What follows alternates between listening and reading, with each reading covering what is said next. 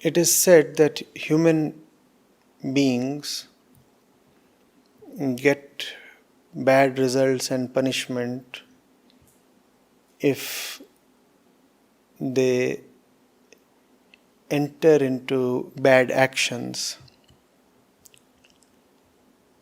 But nothing of this sort is said for animals. Why does the law of karma not apply to animals?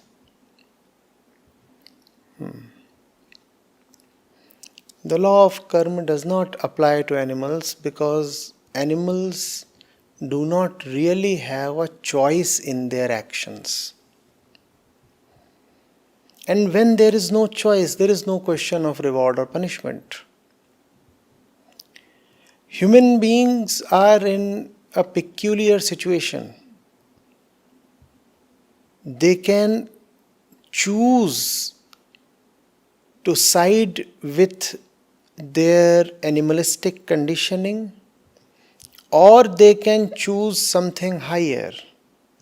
They can choose freedom, joy, love, liberation, compassion. Therefore, humans have a responsibility. Animals don't have that responsibility. Animals are dictated fully by their biological conditioning. If there is a road accident here on the road outside,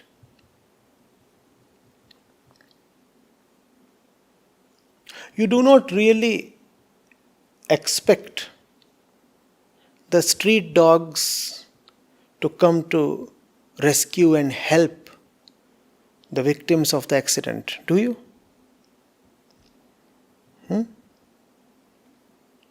They are not supposed to. So you will not get angry at the dogs when they do not come to help the injured ones. A couple of bike riders have met an accident and they're lying on the road. And then there are birds on the trees and there are dogs roaming about.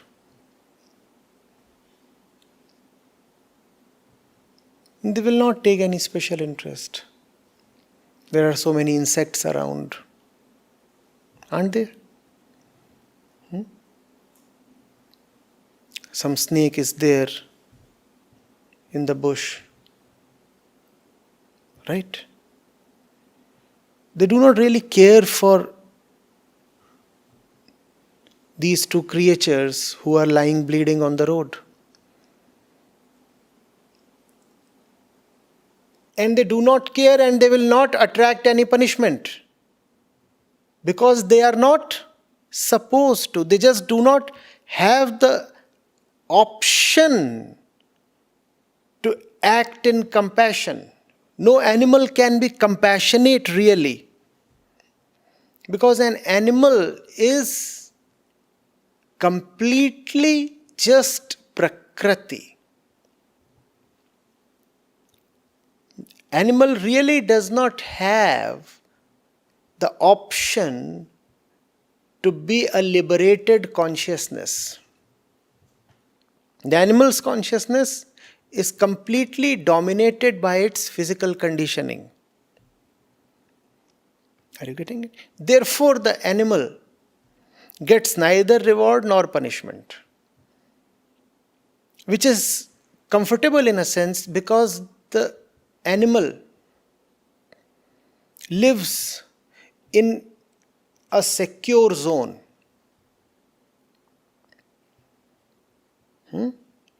A dog is born a dog, lives as a dog, and dies as a dog.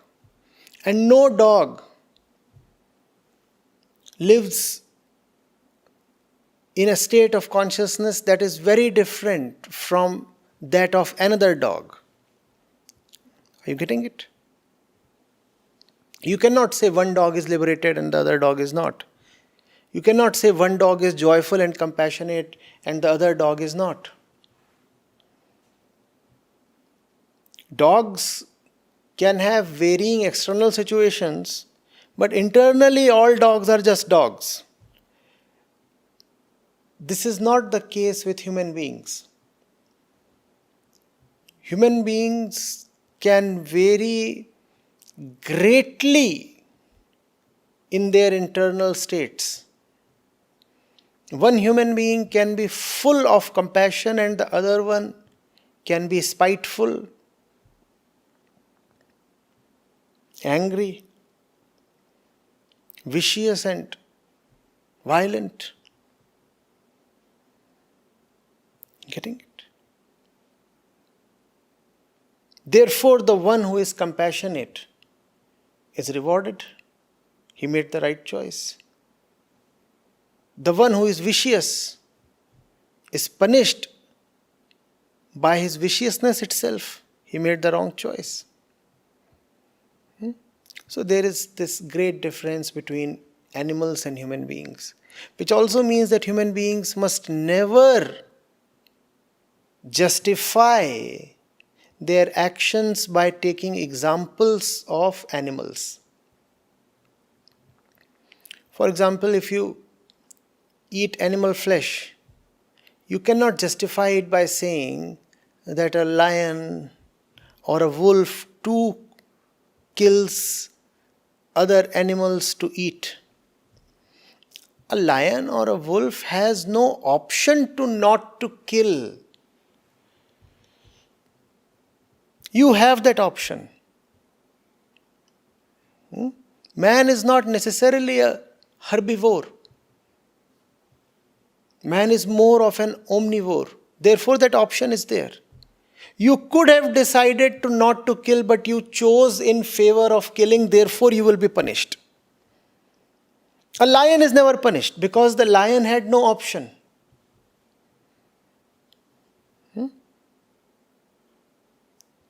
A lion has done nothing wrong.